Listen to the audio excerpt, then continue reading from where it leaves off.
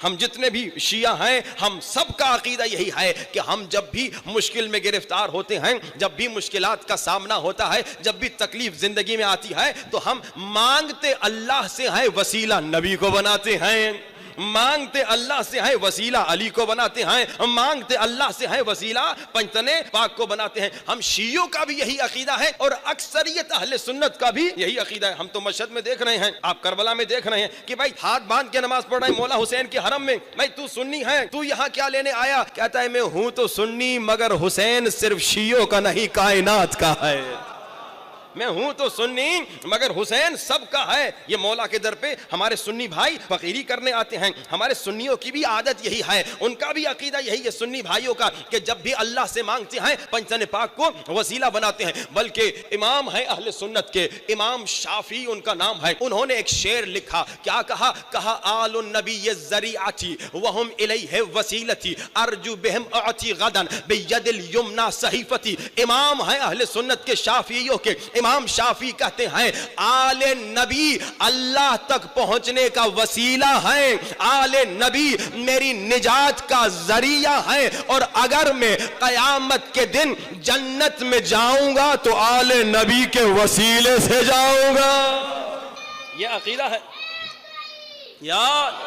हमारे सुन्नी भाइयों का भी यही अकीदा है कि बगैर अहले बैत, बगैर अली जन्नत में नहीं जा सकते। या मैं आपको कमाल का वाकया सुनाऊं माशाल्लाह, क्योंकि आपके माशाल्लाह समातें तैयार हैं, ताज़ा हैं, तो ये आपको माशाल्लाह बड़ा लुत्फ अंदोज करेगा ये वाकया। हमारे सुन्नी भाइयों का अकीदा यही है कि बगैर अली के जन्नत नहीं जा सकते।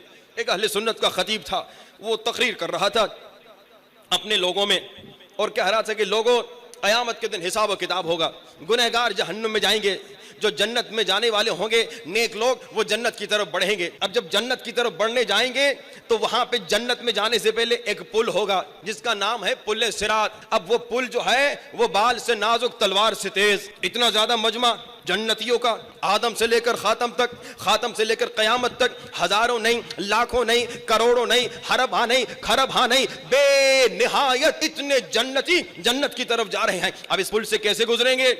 बाल से नाजुक तलवार से तेज। अब अहले सुन्नत का भाई अपना अकीदा बताता है, मगर देखिएगा इसके अकीदे में भी हमारा अकीदा साबित होता है। कहता है कि जनाब अल्लाह पहले को कहेगा तू गुजर जा, तो पहला गुजरेगा, थोड़ा सा पुल खोलेगा, मगर अब भी इस काबिल नहीं कि सारे जन्नती जन्नत जा सकें। कहता है अल्लाह दूसरे को कहेगा कि तू गुजर जा, दूसरा गुजरेगा, मगर अब भी पुल इस काबिल नहीं कि सारे जन्नती जन्नत में जा सके। थोड़ा सा खुलेगा मगर पूरा नहीं खुलेगा। कहता है अल्लाह तीसरे को कहेगा तू भी गुजर जा, तू भी गुजर जा, तीसरा भी गुजरेगा, पुल थोड़ा सा खुलेगा मगर अब भी इस काबिल नहीं कि सारे जन्नती जन्नत में जा सके। अब अहले सुन्नत का भाई कहता है अब अल्लाह तबारक व तआला अली कर्रमल्लाहु ताला वजहू को कहेगा या अली आप गुजरिए। आपने गौर नहीं किया भाई, अभी तक दूसरों का नाम आया तो रजी अल्लाह कहा, अली का नाम आया तो करम अल्लाह कहा। जब हम पूछते हैं रजी अल्लाह और करम अल्लाह में फर्क क्या है, कहते हैं रजी अल्लाह उसे कहा जा सकता है जिसने कभी न कभी बुतों को सजदा किया, करम अल्लाह बस उसे कहा जाता है जिसने कभी बुतों को सजदा नहीं किया। यार अब ये या अली, अहले सुन्नत के भाई अपना अकीदा बता रहे हैं कि कहते हैं कि पहले तीन गुजर गए, थोड़ा थोड़ा पुल खोला, मगर अब भी इस काबिल नहीं रहा कि सारे जन्नती जन्नत में जा सके। आखिर में अल्लाह अली इब्ने अबी तालिब कर्रमल्लाहु ताला वजहू को कहेगा या अली आप गुजरिए। सुन्नी भाई अपना अकीदा बयां करता है कि पहला गुजरा इतना नहीं खोला, दूसरा गुजरा इतना नहीं खोला, तीसरा गुजरा इतना नहीं खोला। जैसे अली गुजरे पुल खुलता गया, खुलता गया, खुलता गया, पूरा पुल खुल गया। एक मौला का मानने वाला, मौला का शिया बैठा था, खड़ा होके कहता है मौलवी साहब तो इतना इंतजार क्यों कराया, पहले ही अली को गुजार देते। इतना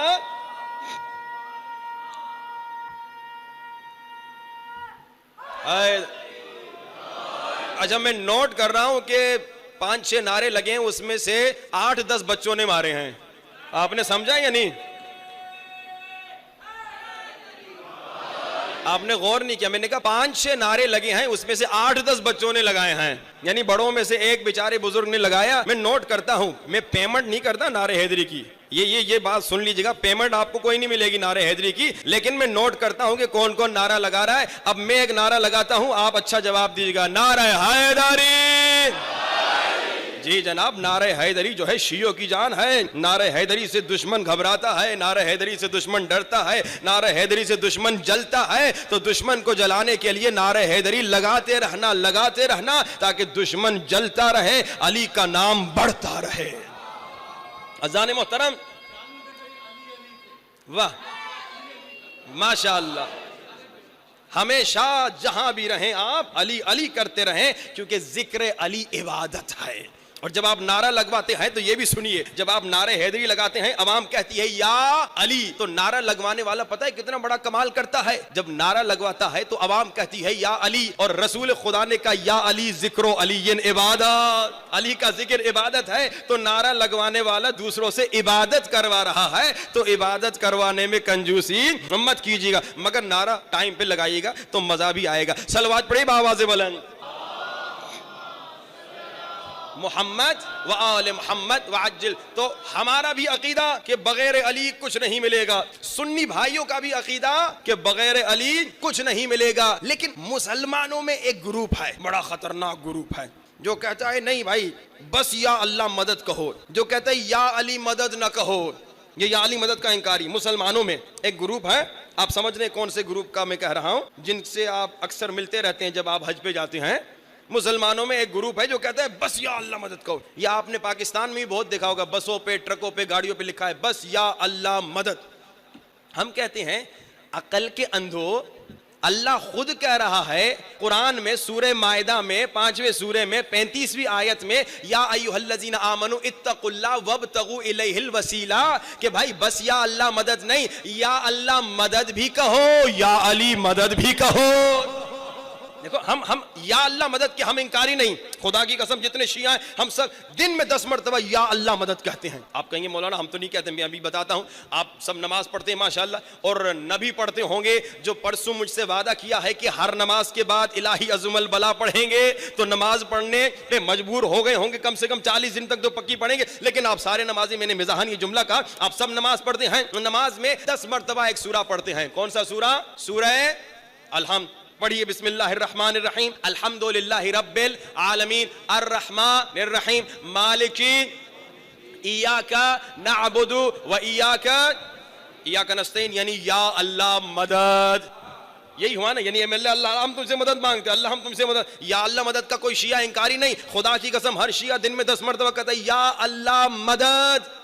मगर मसला क्या है? मसला यह है हम नाराज तब होते हैं जब कोई कमबख्त आगे कहता है बस या अल्लाह मदद कहो, या रसूल अल्लाह मदद को बिदअत कहता है, या अली मदद को बिदअत कहता है, या हुसैन मदद को बिदअत कहता है। तब हम कहते हैं भाई जरा कुरान तो पढ़ो, जरा अकल के अंधो कुरान तो पढ़ो। देखो कुरान क्या कह रहा है, जिस खुदा ने पहले सूरे में कहा सूरे अलहम्द में या अल्लाह मदद, उसी खुदा ने दूसरे सूरे में सूरे बकरा में कहा इस्ताइनू बिस्सब्र वस्सलात, हुक्म दे रहा है मदद मांगो।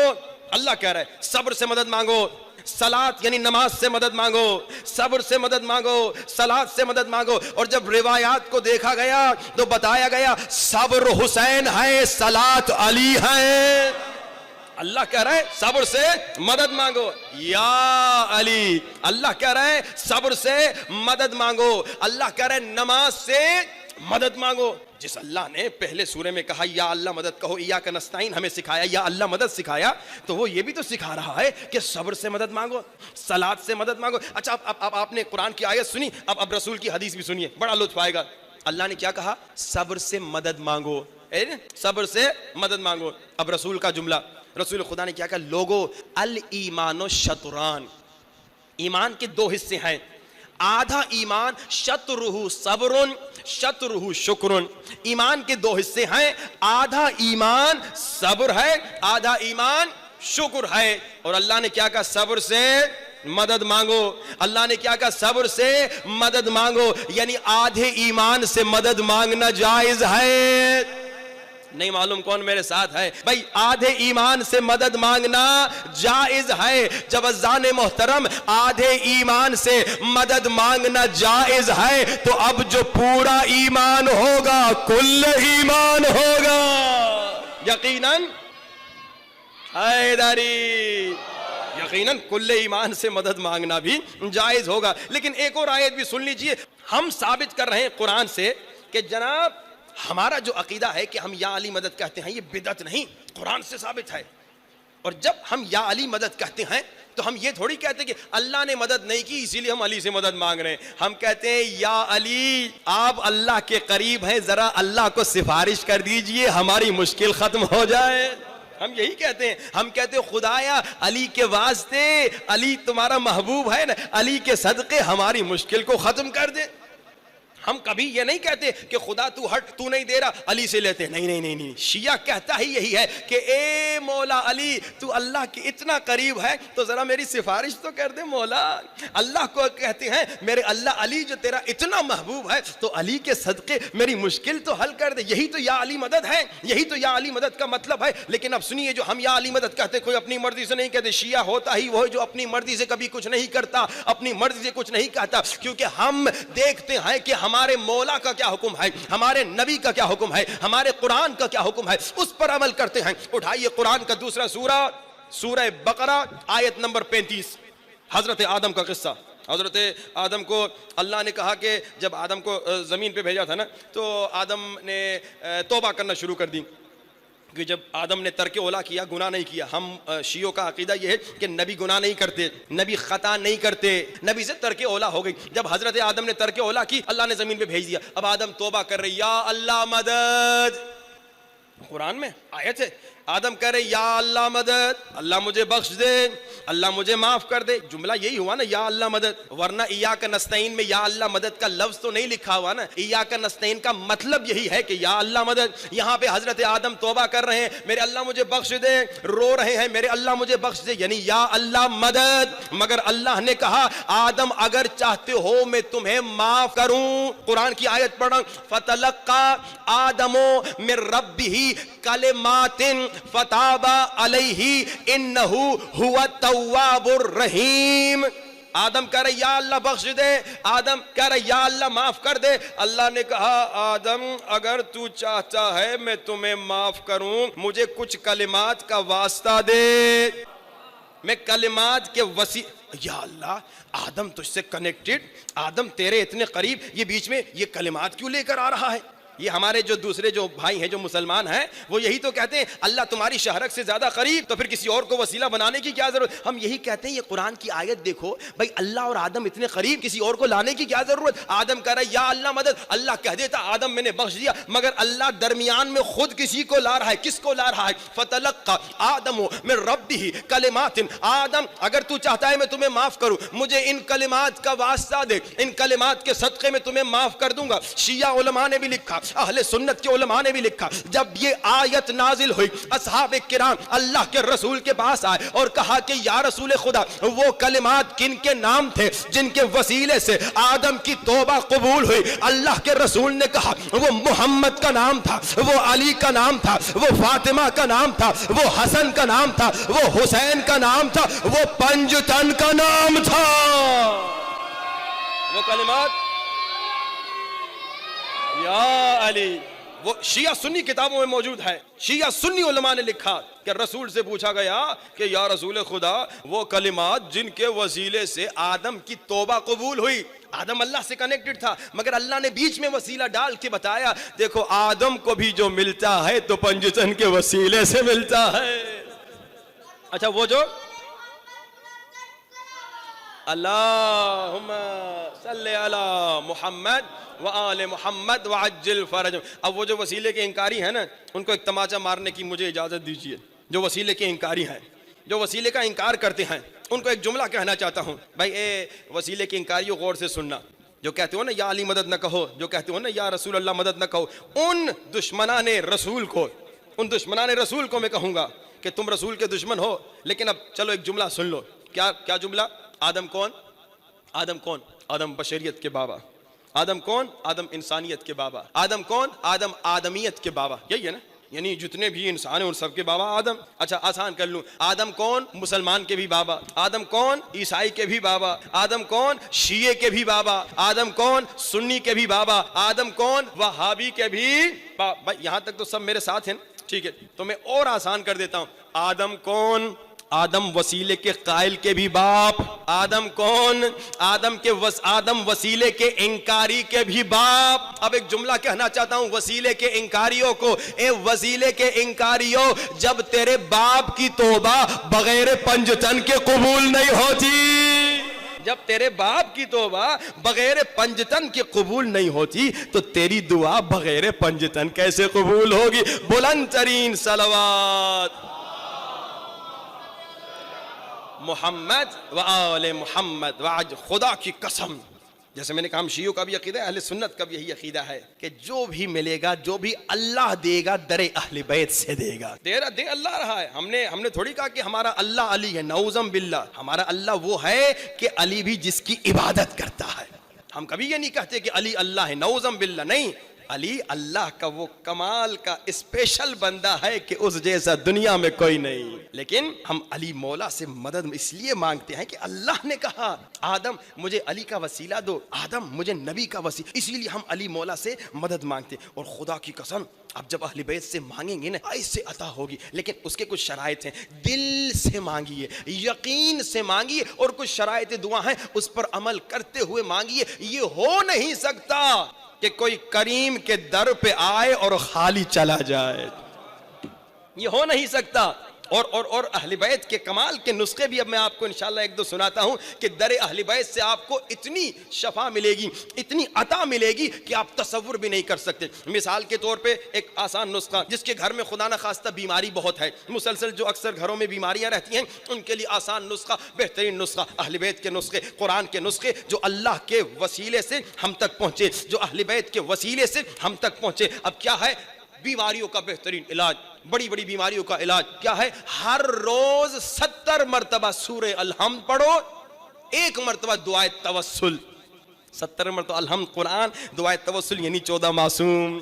ये वो पावरफुल नुस्खा है कि अगर शरायती दुआ के साथ इस पे आप अमल करें, कभी बीमार नहीं होंगे, कभी डॉक्टर के पास जाने की जरूरत नहीं पड़ेगी। डॉक्टर भी जब इस पे अमल करेंगे तो डॉक्टर भी कभी किसी डॉक्टर के मोहताज नहीं होंगे। बड़ा सुपर पावर नुस्खा। अब ये मुश्किलात से निजात का, अक्सर लोग बीमारियों की शिकायत करते, हर रोज 70 मरतबा अलहम्द, 1 मरतबा दुआए तवस्सुल। फिर अहले बैत ने बताया, जब तुम सफर पे जा रहे हो, एक्सीडेंट होते हैं, लड़ाई झगड़े होते हैं, चोर डाकू हमले करते हैं, कत्ल गारत उस जमाने में होती थी, जंगल बयाबान का सफर होता था, शेर और दरंदों का हमला होता था, खतरनाक होते थे सफर के खतरों से बचने के लिए, मुश्किलात सफर से बचने के लिए क्या फरमाया? कहा जब भी सफर पे जाओ तो 5 मरतबा आयतुल कुर्सी पढ़ो।